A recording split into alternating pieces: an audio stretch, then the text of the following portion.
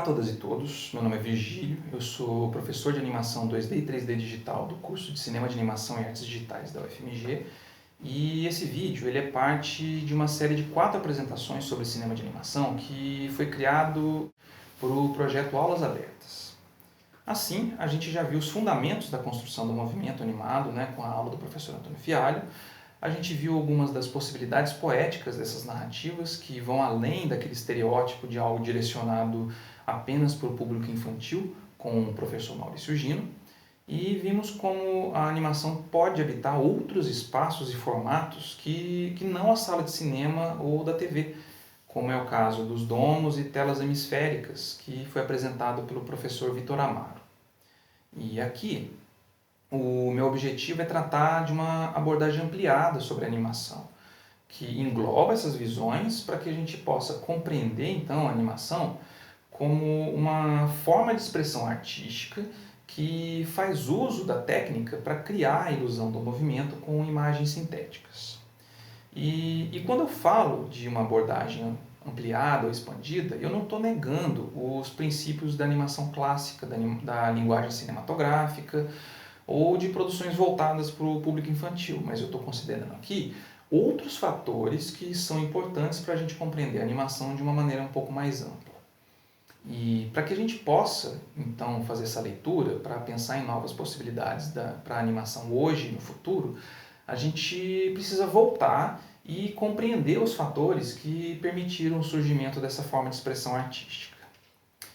Então, assim como a fotografia, o cinema, o design e outras formas modernas de expressão artística que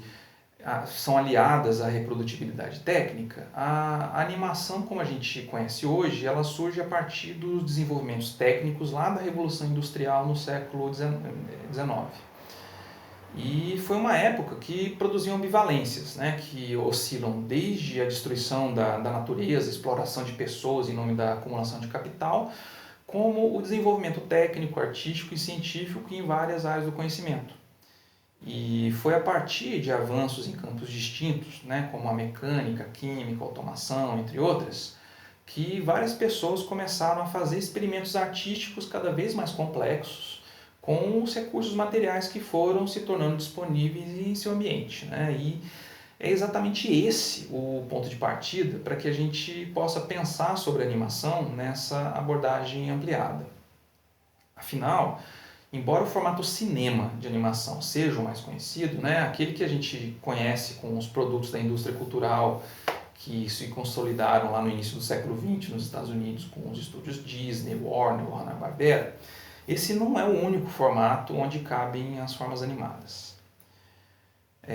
Várias formas de expressão técnica, de experimentação técnica, elas ocorreram e continuam ocorrendo a partir das relações entre a humanidade e a sua realidade material. Por exemplo, foi a partir de experimentos simples como o taumatrópio que os princípios fundamentais do movimento animado que a gente conhece hoje foram desenvolvidos. E, além disso, a animação digital que a gente tem hoje também não seria possível se lá no século XIX os teares mecânicos, que eram programáveis por cartões perfurados, não tivessem inspirado projetos como o do Charles Babbage e da Ada Lovelace para criar máquinas programáveis de uso geral. E essas máquinas programáveis, que a gente depois passou a chamar de computador, elas foram desenvolvidas e incorporadas gradativamente em vários aspectos da atividade humana e influenciaram outros experimentos estéticos, como, por exemplo, os de John Whitney, a partir da década de 1950. Ele era um animador e ele se fascinou pelas possibilidades dessas máquinas. Ele, inclusive, comprou um computador mecânico, que já era ultrapassado naquela época, era sucata, e ele tinha sido utilizado pelo exército para auxiliar na defesa antiaérea. E ele pegou esse computador, estudou e modificou as partes mecânicas dele para produzir formas animadas abstratas. E esses experimentos visuais foram empregados em várias obras, como na abertura do filme Um Corpo que Cai, que foi dirigido em 58 pelo Hitchcock,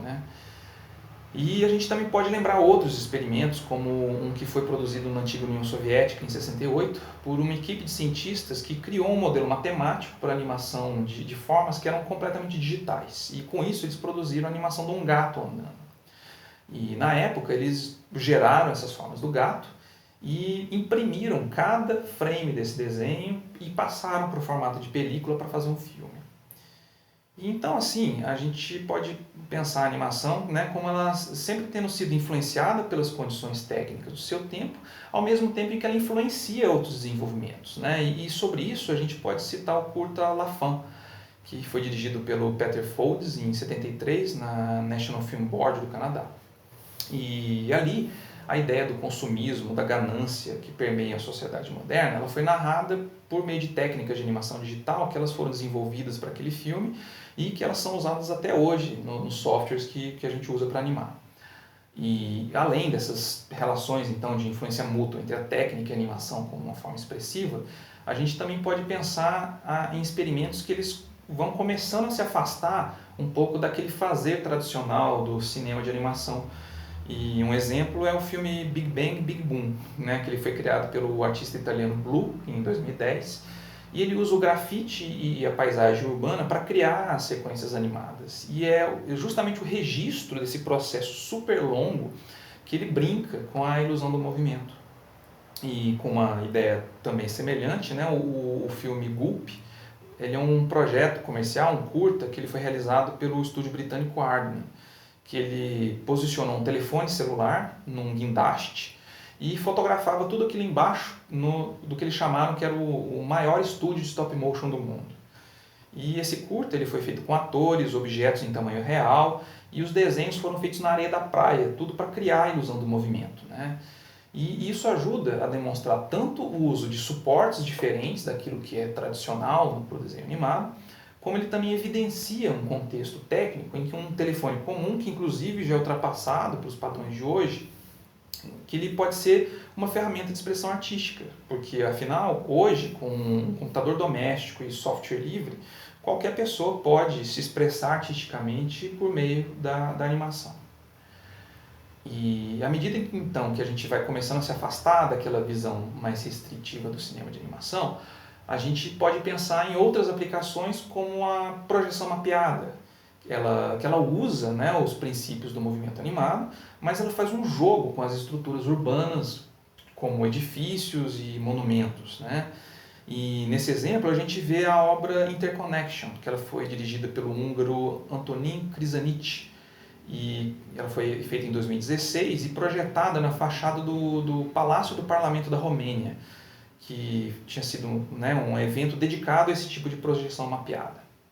E nessa obra a intenção dos animadores era justamente tratar dessas relações complexas que elas conectam em rede os vários aspectos da nossa realidade. E daí, como último exemplo dessa noção de animação expandida, a gente pode pensar, né, numa das várias possibilidades de interação entre a animação e outras formas de expressão artística, como a dança, né? E aqui a gente vê a peça Glow, da companhia australiana de dança Chunky Move. Essa obra ela faz um diálogo artístico, né, entre as formas do corpo em movimento e os desenhos geométricos, cuja animação ela é gerada em tempo real em resposta aos movimentos da dançarina. E é um tipo de animação que a gente chama de procedural, porque o papel do animador aqui não é criar os movimentos manualmente quadro a quadro, mas o papel dele é estabelecer um conjunto de procedimentos codificados que daí são executados pelo computador em tempo real. Então, assim, o computador ele não é responsável por criar os movimentos, ele responde aos códigos que foram criados pelo animador e aos movimentos criados pela dançarina. E com isso, então, eu espero ter conseguido mostrar algumas das possibilidades dessa visão expandida de animação. Então, obrigado.